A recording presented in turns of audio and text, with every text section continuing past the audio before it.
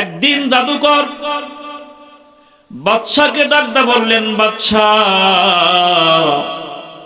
আপনি ভালো করে শোনেন, আমি যতদিন পর্যন্ত আপনার বাসায় আইছি, যতদিন ধরে আমি আপনার কাজ করতেছি, আপনার কর্ম করতেছি, আমার জাদুকে পুঁজি বানায়া, আমার মন্ত্রকে আপনি শক্তিধর শক্তি বানায়া আপনি মানুষের সামনে আপনার ক্ষমতাকে প্রয়োগ করতেছেন। কিন্তু বাদশা গো, আমি কোন সময় জানি মারা যাই। দেখতে দেখতে আমার মাথার চুলগুলো সাদা হয়ে যাচ্ছে, দেখতে দেখতে আমার মুখের দাড়িগুলো সাদা হয়ে যাচ্ছে। ও বাদশা গো, আমার গায়ের চামড়াগুলো ঢিল হয়ে যাচ্ছে, আমার চোখের শক্তি আস্তে আস্তে কমে যাচ্ছে। বাদশা গো, তাই আমি আপনাকে বলতেছি, আপনি শোনেন, আমি কোন সময় মারা যাব, আমি কোন সময় ইন্তেকাল করব আমি জানি না। তাই আমি আপনার ভালোর জন্য, আমি আপনার কল্যাণের জন্য একটা কথা বলতেছি। এই এলাকার ভিতরে আপনার ক্ষমতাকে ধরে রাখার জন্য, আপনার সম্মানকে বজায় রাখার জন্য আমার এই জাদু বিদ্যাগুলো আমি একজনের কাছে অর্পণ করতে চাই। বাদশাহ,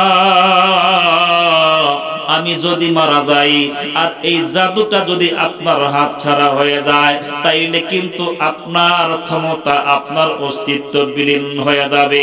তাই আমি আপনাকে বললাম, আমার এই জাদু বিদ্যাগুলো আমি একজনকে দিব। সুতরাং একজন বিচক্ষণ, একজন ভালো মেধা সম্পন্ন একজন বালকের প্রয়োজন, যাতে করে আমার কথাগুলো আমি তার কাছে ট্রান্সফার করতে পারি। আমার ভাইরা, আমার বন্ধুগণ, বাদশাহ এই কথা শোনার পর জাদুকরকে ডাকতে বলল, হে আমার জাদু বিদ্যার জ্ঞানী ব্যক্তি, আপনি ভালো কথাই বলেছেন, সুতরাং আপনি একটু ওয়েট করেন, আপনি কিছুদিন আমাকে সময় দিবেন। আমি আপনাকে আপনার চাওয়া অনুযায়ী, আপনার খেয়াল খুশি অনুযায়ী এমন একটা যুবক, এমন একটা বালক আপনার সামনে হাজির করব। আমার ভাইরা, আমার বন্ধুগণ, এই কথা শোনার পর বাদশাহ তখন তার সেনাবাহিনী, বাদশাহ তখন তার আইন শৃঙ্খলা বাহিনীকে ডাক দিল। এইবার বাদশার ডাক শোনার সাথে সাথে এলাকার ভিতরে যতগুলো আইন শৃঙ্খলা বাহিনী, আমার বন্ধুগণ, সেনাবাহিনী বাদশার সামনে হাজির হয়ে গেল। বাদশাহ সবার সামনে দাঁড়ানোর পর সকলকে ডাক দিয়ে বলতেছেন, তোমরা শোনো, এই এলাকার মধ্যে যেই যুবকটা, যেই ছেলেটা অতি মেধাবী এবং জ্ঞান সম্পন্ন, যার চিন্তাধারা অতি প্রখর, এমন একটা ছেলেকে আমার সামনে হাজির করবা। ভাই গো, জাদুকর যেই রকম সন্তানের কথা বলেছিলেন, ঠিক তদরূপই একটা যুবক, একটা সন্তানকে বাদশার সামনে হাজির করলো। আমার ভাইরা, আমার বন্ধুগণ, বাদশার সামনে হাজির করার পর এইবার ছেলেটাকে জাদুকরের সামনাসামনি আনলো।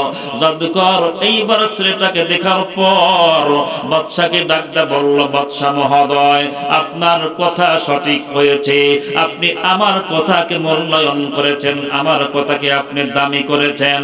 ভাই গো, এইবার জাদুকরকে যখন, আমার বন্ধুগণ, ওই যুবককে যখন জাদুকরের সামনে হাজির করা হলো, যুবককে বলা হলো, যুবক রে, আমি আজ থেকে তোমাকে এই জাদুকরের কাছে নিয়োগ দিলাম, তুমি এই বৃদ্ধ লোকটার কাছ থেকে জাদু বিদ্যা তুমি সংগ্রহ করতে থাকো।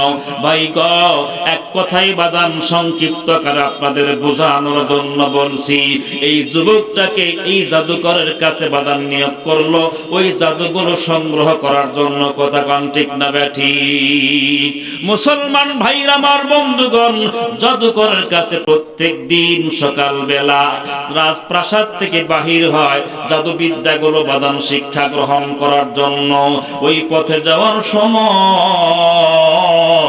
নয়। একদিন ওই যুবক তাকা দেখলো রাস্তার পাশে খুব সুন্দর একটা ঝুপড়ি ঘর, ওই ঝুপড়ি ঘরের মধ্যে টিম টিম করে আমার বন্ধুগণ একটা বাতি জ্বলে, আর ওই বাতির আলোর মধ্যে বসে একজন বৃদ্ধ মানুষ আল্লাহর নামের আরাধনা করতে থাকে। মুসলমান ভাইরা আমার বন্ধুগণ, বুঝে থাকলে বাদান আমার কথায় জবাব দিতে হবে। ওই জাদুকরের কাছে যাওয়ার পথে কোন ব্যক্তিকে দেখলো? জোরে কোন ব্যক্তিকে দেখলো? যেই বৃদ্ধ লোকটাকে দেখলো, এই বৃদ্ধ লোকটা আল্লাহ পাকের গোলামি করে। এই বৃদ্ধ লোকটা বাদান আল্লাহওয়ালা ইমানদার একজন ব্যক্তি। মুসলমান ভাইরা রে, আল্লাহওয়ালা ব্যক্তিকে দেখার সাথে সাথেই যুবক তখন তাকা দেখলো এত সুন্দর চেহারার একজন মানুষ এই ঘরের মধ্যে বসে এত সুন্দর বাণীগুলো ওই ব্যক্তি পড়তেছে। তার মানে আমার বন্ধুগণ, তদানীন্তন সময়ের নবীর উপরে যেই কিতাবটা আমার বন্ধুগণ ইনজিল কিতাব পাঠ করতেছে, আল্লাহর বান্দা যখন ইনজিল কিতাব পাঠ করতেছে, এইবার ওই যুবক সন্তান বৃদ্ধ মুসলমানের দিকে তাকানোর পরে এক কদম দুই কদম করে যখন তার সামনে চলে গেল, মুসলমান ভাইরা আমার বন্ধুগণ, আল্লাহর বান্দা যুবক সন্তানকে দেখার পর তখন তার ইনজিল কিতাব বন্ধ করলো। আরে যুবকটার দিকে আমার বন্ধুগণ তাকায়া আল্লাহর বান্দা যুবককে ডাকদা বলল, যুবক তুমি এইখানে কোন উদ্দেশ্য আসছো? যুবক তুমি বলো, এই ঘরের মধ্যে তুমি কেন ঢুকলা, কেন প্রবেশ করলা? মুসলমান ভাইরা আমার বন্ধুগণ, আল্লাহর বান্দা যুবক সন্তান তখন ডাকদা বলল, বাবাজি আমি আপনাকে চিনি না, আমি আপনাকে জানি না, কিন্তু আপনি যেই বাণীগুলো তেলাওয়াত করতেছেন, যেই বাণীগুলো পাঠ করতেছেন, এগুলো আমার কাছে খুব সুন্দর লাগলো, খুব আমার কলিজার মধ্যে মায়া লাগলো। আমি এইটার প্রেমে পরে আমি আপনার সামনে হাজির হয়েছি। মুসলমান ভাইরা আমার বন্ধুগণ, আল্লাহর বান্দাকে দেখার পর বৃদ্ধ মুসলমান এইবার ডাকদা বলল, বেটারে তুমি যেহেতু আমার সামনে আসছ, তুমি ভুল কোন জায়গায় আসো নাই রে বাবা, তুমি এইখানে বসো, আমি তোমাকে দেখে আমার খুব একটা ভালো লাগলো, সুতরাং তোমার কাছে সত্য কথা আমি বলবো। আমার ভাইরা আমার বন্ধুগণ, যেই যুবক আল্লাহর খবর জানে না, আমার বন্ধুগণ জাদু বিদ্যা শিক্ষা করার জন্য তাকে নিয়োগ করা হয়েছে, কিন্তু ভাই গো ওই জাদুকরের কাছে যাওয়ার পথে যুবক যখন দেখলো এই রাস্তার পাশেই একটা ঝুপড়ি ঘর, তার মধ্যে একজন আল্লাহওয়ালা মানুষ বসে আল্লাহর নামের জিকির করতেছে। মুসলমান ভাইরা রে, আল্লাহর বান্দা তখন আল্লাহর পরিচয় তার সামনে বলল, আল্লাহর কথাগুলো আমার বন্ধুগণ তার কাছে ওপেন করলো। এইবার ওই যুবক সন্তান তার কথাগুলো শুনে অত্যন্ত ভালো লাগলো, আমার বন্ধুগণ মায়া লাগলো।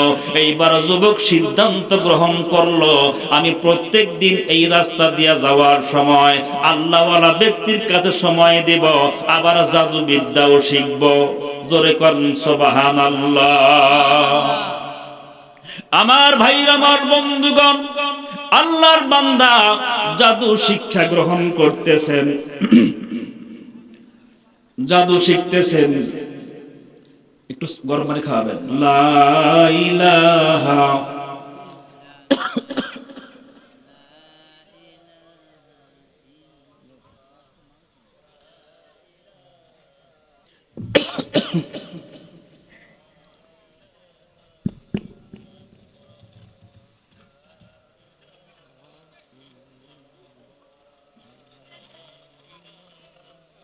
ডায়াবেটিস তো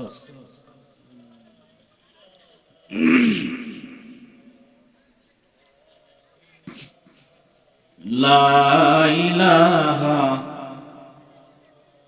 আর জোরে লা ইলাহা, লা ইলাহা ইল্লাল্লাহ, লা ইলাহা।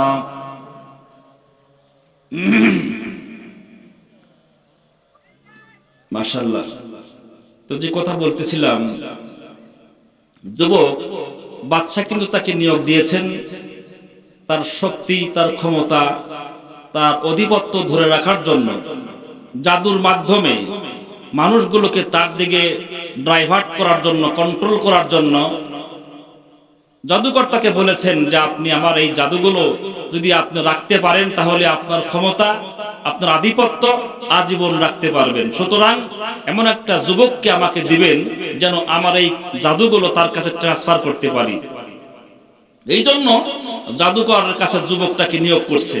প্রত্যেক দিন সকালবেলা বাড়ির থেকে, রাজপ্রাসাদ থেকে বাহির হয়ে উনি জাদুকরের কাছে যান, কিন্তু রাস্তার পাশেই একজন ঘরের মধ্যে আল্লাহওয়ালা ব্যক্তিকে দেখতে পান।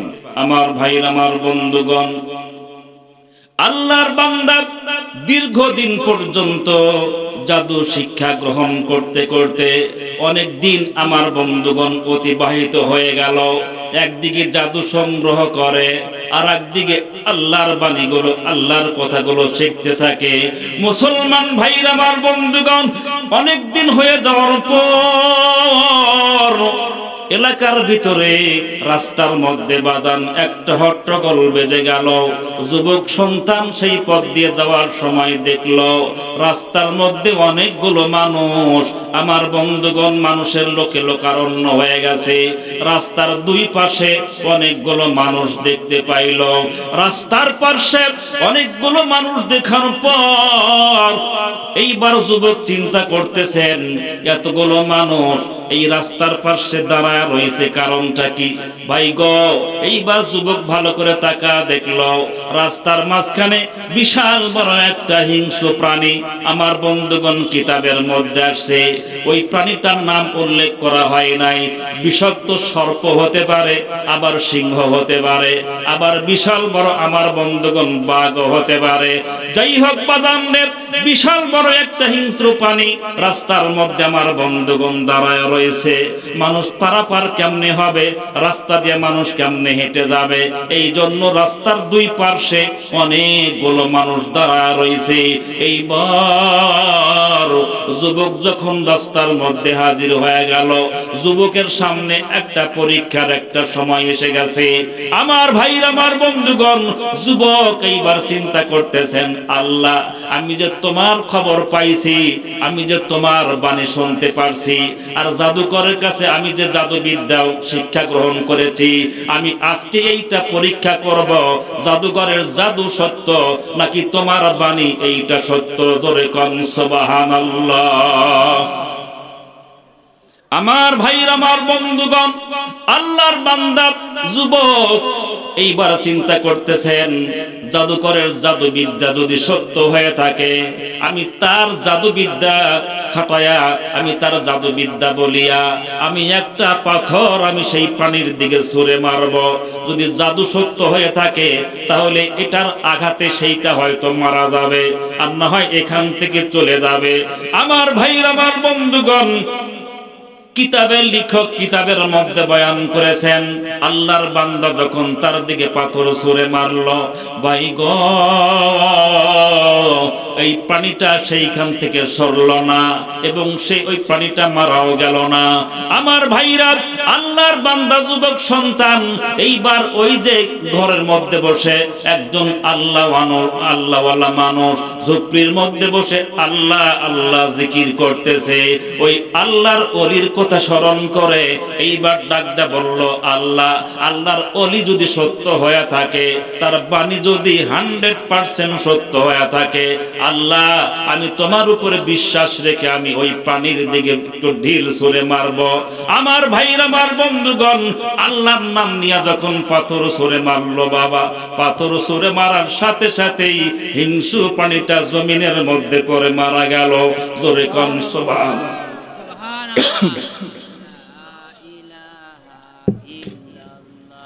আমার ভাইরা, আমার বন্ধুগণ, যখন হিংস্র প্রাণী মারা গেল, যুবকের কিন্তু বাজান আর বুঝতে বাকি রইল না, তাইলে জাদুকরের জাদু সত্য না মিথ্যা? জোরে কন। জাদুকরের জাদু মিথ্যা যখন প্রমাণ হয়ে গেল, আর আল্লাহর ওলি যখন আল্লাহর সত্য বান্দায় পরিণত হয়ে গেল, মুসলমান ভাইরা আমার বন্ধুগণ, এইবার যুবক সন্তান আল্লাহর প্রতি পূর্ণ আস্থা রেখে, আল্লাহর প্রতি পূর্ণ বিশ্বাস রেখে আল্লাহর ওলির হাতের মধ্যে হাত দিয়ে কালেমার বিনিময়ে মুসলমান হয়ে গেলেন। জোরে কন সুবহানাল্লাহ। আমার ভাইরা আমার বন্ধুগণ, একজন ইমানদার ব্যক্তি, যেই ব্যক্তি আল্লাহর প্রতি ঈমান আনে, স্বয়ং আল্লাহ পাক রব্বুল আলামিন তাকে হেফাজত করেন। ভাই গো, এই যে যুবকের হাতের ঢিলে যখন বিশাল বড় একটা প্রাণী মারা গেল, এলাকার মধ্যে আমার ভাইরা আমার বন্ধুগণ, এলাকার মধ্যে একটা বাদান আলোড়ন সৃষ্টি হয়ে গেল। যুবকটা বড়ই আল্লাহওয়ালা, যুবকটা বড়ই ভালো। ভাই গো, এইবার যতগুলো রোগী, যতগুলো মানুষ তার কাছে আসতে শুরু করলো। আল্লাহর বান্দাকে আল্লাহ পাক রব্বুল আলামিন এমন কিছু বাদান ক্ষমতা দান করলো, কারামত দান করলো।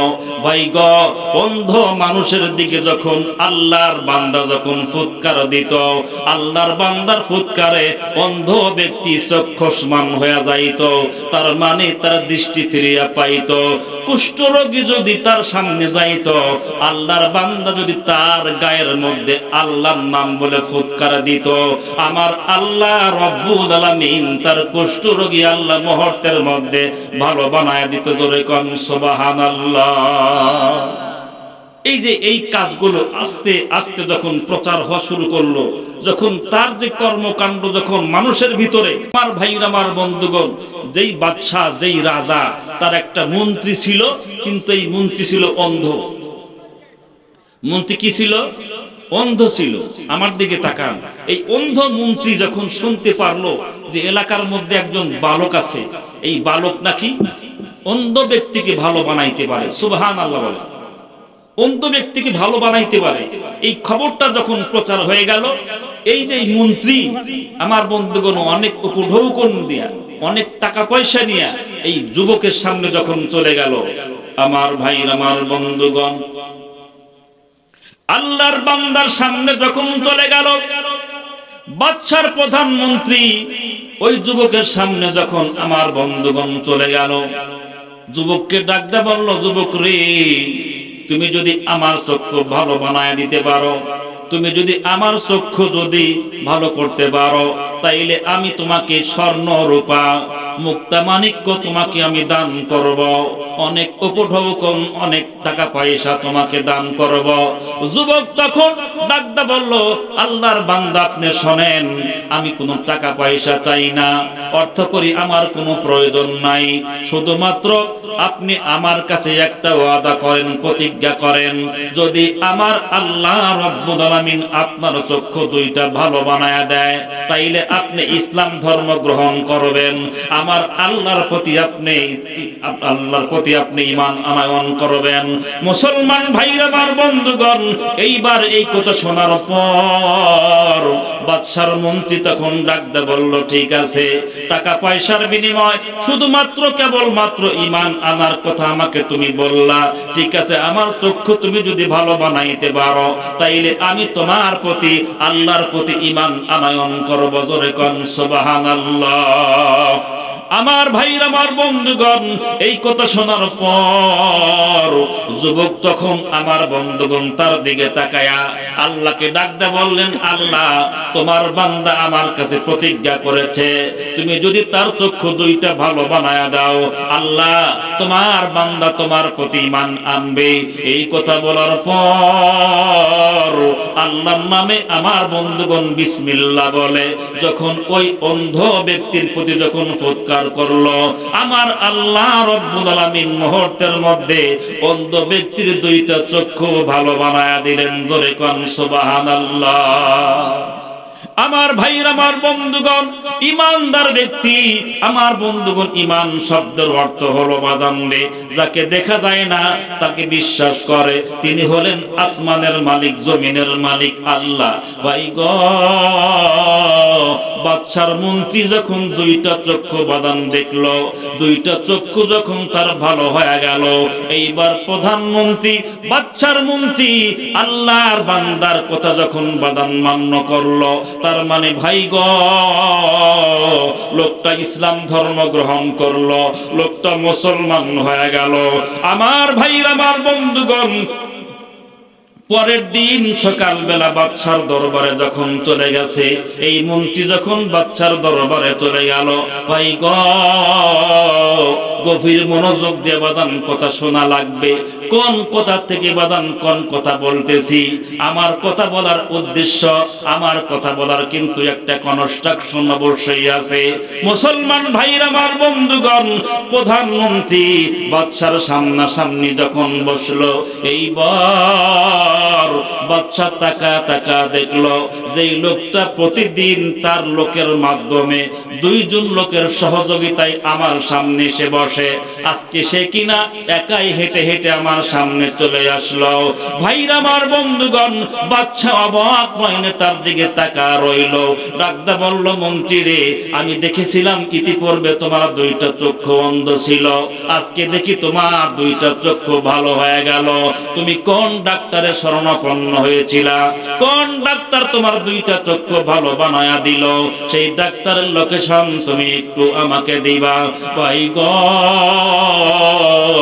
উজির, আমার বন্ধুগণ, প্রধানমন্ত্রী তখন ডাকতে বলল, বাদশা গো, যেই ডাক্তার আমার চক্ষু ভালো বানাইছি, ওই যুবক তো আর কেউ না, উনি ডাক্তার নয়, উনি হাকিম নয়, উনি কবিরাজ নয়, উনি আপনার বাড়ির যে জাদুবিদ্যা শিক্ষা গ্রহণ করেছেন, ওই যুবকের দ্বারাই আমার দুইটা চক্ষু আল্লাহ ভালো বানায়া দিয়েছেন। জোরে কোন সুবহানাল্লাহ। আমার ভাইরা, আমার বন্ধুগণ, বাদশা তখন চিন্তা করলো, আমার বাড়িতে যেই যুবক জাদুবিদ্যা শিক্ষা গ্রহণ করতেছে, তাইলে তার জাদুর এত পাওয়ার হয়ে গেছে, তার এত ক্ষমতা অর্জন করছে, সে এমন একটা শিক্ষা গ্রহণ করছে যেই শিক্ষা দ্বারা তোমার দুইটা চক্ষু ভালো বানায়া দিয়েছে।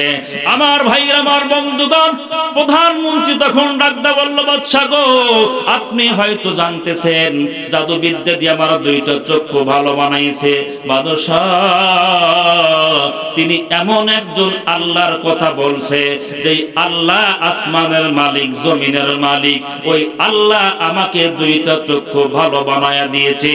মুসলমান ভাইরা, আমার বন্ধুগণ, এই কথা শোনার পর বাদশার মেজাজ তখন গরম হয়ে গেল। আমি তো খোদা, আমি তো আল্লাহ, তুমি আবার কোন আল্লাহর কথা আমার সামনে বলতেছ? ভাই গো, ইমানদার ব্যক্তি, আমার বন্ধুগণ, এমন একটা ব্যক্তির নাম, ইমানদার ব্যক্তিকে ইমানের প্রতি যতই আঘাত করা হোক না কেন, ইমানদার ব্যক্তির ইমানের শক্তি আরো বেড়ে যায়, ইমানের তেজ, ইমানের পাওয়ার আরো বেড়ে যায়। ভাই গো,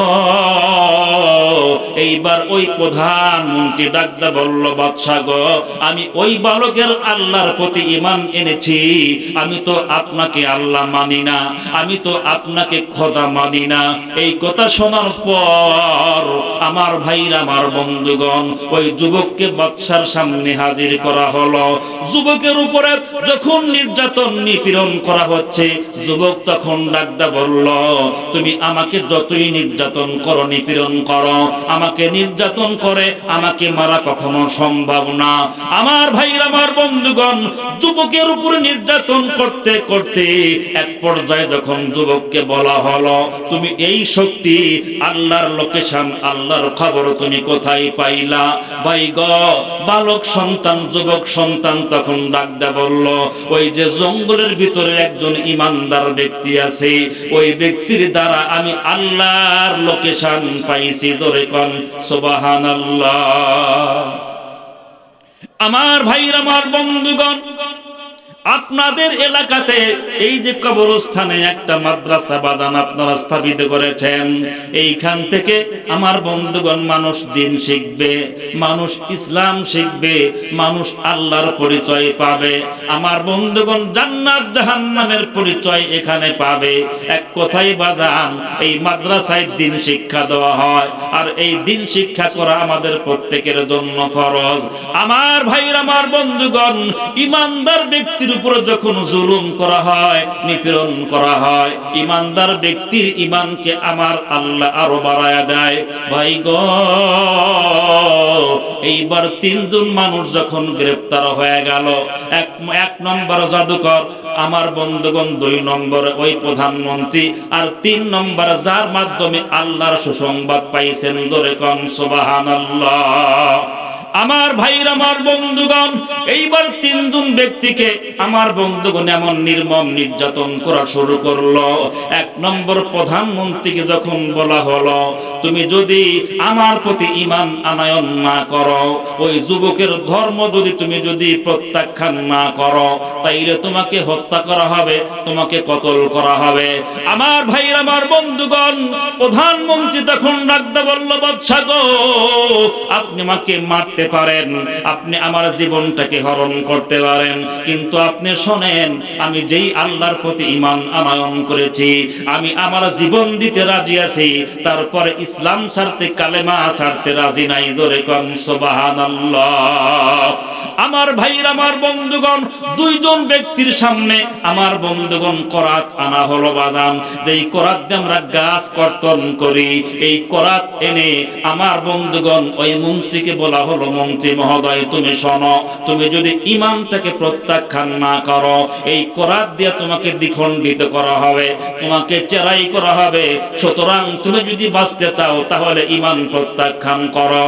আমার ভাইরা, আমার বন্ধুগণ, মন্ত্রী তখন ডাকদা বলল, বাদশাহ, আপনি আমাকে মরণের ভয় দেখাইতেছেন। ঈমানদার ব্যক্তি মরণের ভয় করে না, ঈমানদার ব্যক্তি মৃত্যুবরণ করবে, মরার সাথে সাথেই আল্লাহ তাকে জান্নাত দান করবে। ধরে কোন সুবহানাল্লাহ। আমার ভাইরা, আমার বন্ধুগণ, শত শত মানুষের সামনে মন্ত্রীকে যখন বাদান্ডি গাছ কর্তন করা, ওই কোরাত দিয়ে যখন তাকে দ্বিখণ্ডিত করা হলো, মুসলমান, ঈমান আমরা পাইছি বাবা, ঈমান কিন্তু সহজেই কিন্তু পাই নাই।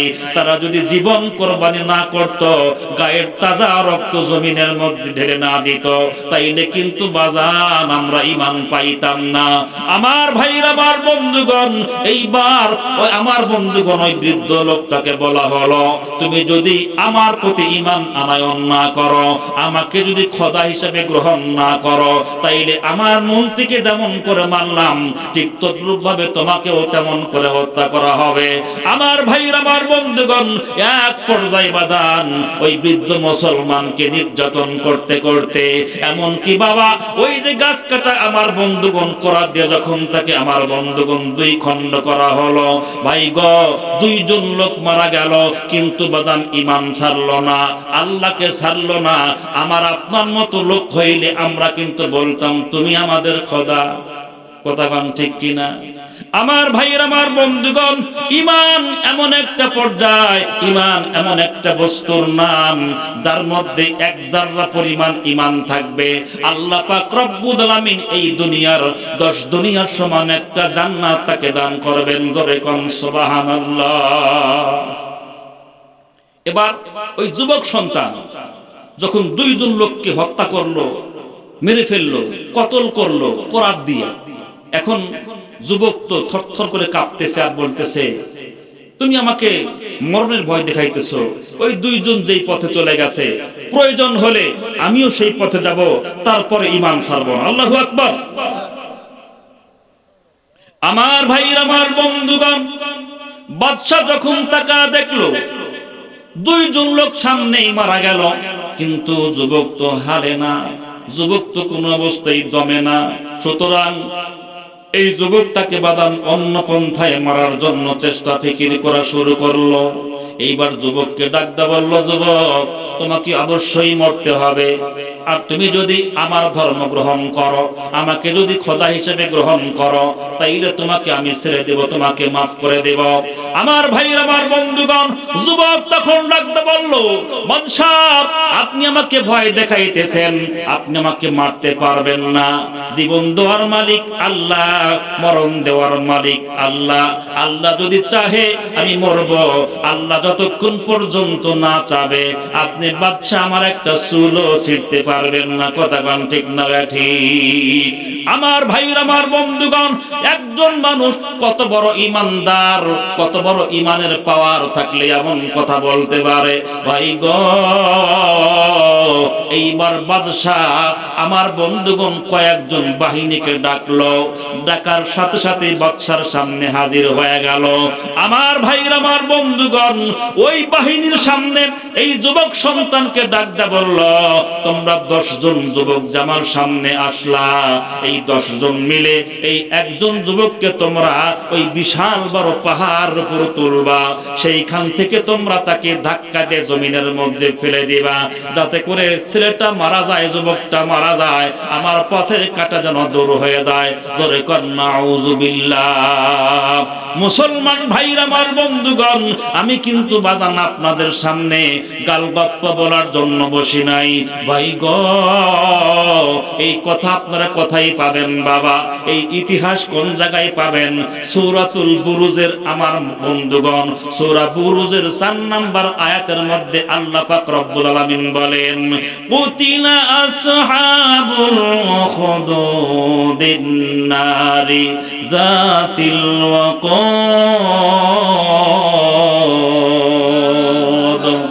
আমার ভাইরা, আমার বন্ধুগণ, আল্লাহ পাক রব্বুল আলামিন জাতিকে শিক্ষা দেওয়ার জন্য বাদান যাদেরকে আগুনের মধ্যে পুড়ে মারা হলো, যাদেরকে বিভিন্ন ভাবে আমার বন্ধুগণ পরীক্ষা করা হলো, আল্লাহ পাক রব্বুল আলামিন এই কথাগুলো সূরাতুল বুরুজের মধ্যে বয়ান করেছেন। মুসলমান ভাইরা, আমার বন্ধুগণ, আল্লাহর বান্দাকে যখন তার কায়দা কৌশলে বিশাল বড় একটা পাহাড়ের মধ্যে যখন তারে আরোহণ করা হলো, বিশাল বড় পাহাড়ের মধ্যে আমার বন্ধুগণ যখন তারে তোলা হলো, এইবার যুবক দেখতেছেন আমাকে তারা বাঁচতে দিবে না, আমাকে তারা মেরে ফেলবে। সুতরাং আল্লাহ রব্বুল আলামিনের কাছে হাত উঠাইলেন, আল্লাহকে ডাকদা বললেন, মালিক, আমার একটাই মাত্র অপরাধ, আমার একটাই মাত্র দোষ, আমি কেন ঈমান গ্রহণ করলাম, তোমাকে আল্লাহ বলে কেন মানলাম? এই কারণে আমাকে তারা মারতে চায়, আমাকে তারা কতল করতে চায়। আল্লাহ, তুমি তোমার কুদরত দ্বারা আমাকে বাঁচাও, আমাকে হেফাজত করো। মুসলমান ভাইরা, আমার বন্ধুগণ, আমার আল্লাহ রব্বুল আলামিন কোরআনুল কারীমের মধ্যে বলেন, ওয়ালা তাহিনু ওয়ালা তাহজানু ওয়া আনতুমুল আ'লাউনা ইন কুনতুম মুমিনিন।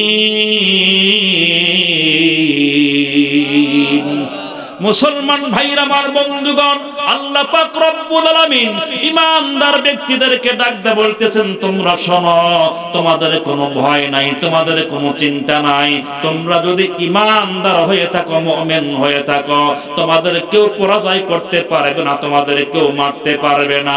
আমি আল্লাহ রব্বুল আলামিন তোমাদেরকে বিজয় দান করব। আমার ভাইরা, আমার বন্ধুগণ, আল্লাহর বান্দা যখন আল্লাহ রব্বুল আলামিনের দরবারে হাত উঠায়া মুনাজাত করলো, বাদান রে, আল্লাহ পাকের কুদরতি খেলা বাদান বোঝা যায় না। মুহূর্তের মধ্যে আমার বন্ধুগণ ভূমিকম্প শুরু হয়ে গেল। 10 জন যুবক পাহাড়ের উপর থেকে আমার বন্ধুগণ থরথর করে কাঁপতে কাঁপতে আমার বন্ধুগণ তারা জমিনের মধ্যে ধসে পড়ে গেল। কিন্তু আল্লাহর বান্দা অটল ভাবে পাহাড়ের উপর দাঁড়ায় রইল। ধরে কোন সুবহানাল্লাহ।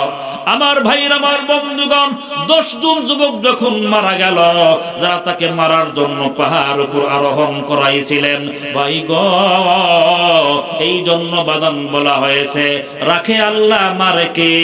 আর মারে আল্লাহ, রাখে কে? আল্লাহ দারে বাঁচায়, তারে কেউ আমার বন্ধুগণ মারতে পারে না। আল্লাহ যারে বাঁচায়, তারে কেউ আমার বন্ধুগণ মারতে পারে না। ভাই গো, 10 জন যুবক যখন মারা গেল, এইবার যুবক আমার বন্ধুগণ সেইখান থেকে আস্তে আস্তে করে যখন জমিনের মধ্যে আসলো, বাদশা তো বাদাম চিন্তা করতেছে, আমার দুশমন আজকে মারা গেছে, 10 জন তারে মারার জন্য নিয়ে গেছে। কিন্তু ভাইরা, আমার বন্ধুগণ, বাদশা তো আর জানে না এই যুবকের সাথে আল্লাহর শক্তি আছে, এই যুবকের সাথে স্বয়ং আল্লাহ আছে। আমার ভাইরা, আমার বন্ধুগণ, আমি হয়তো বাদান রে আপনাদের কি বুঝাইতে পারতেছি কিনা বাদান জানি না। আল্লাহর বান্দা এক কদম দুই কদম করে হাঁটি হাঁটি পা পা করে যখন বাচ্চার সামনে চলে গেল, মুসলমান ভাইরা, আমার বন্ধুগণ, বাচ্চা কেমন যেন বাদান আনমনা নয়নে যুবকের দিকে যখন তাকাইল, ভাই গো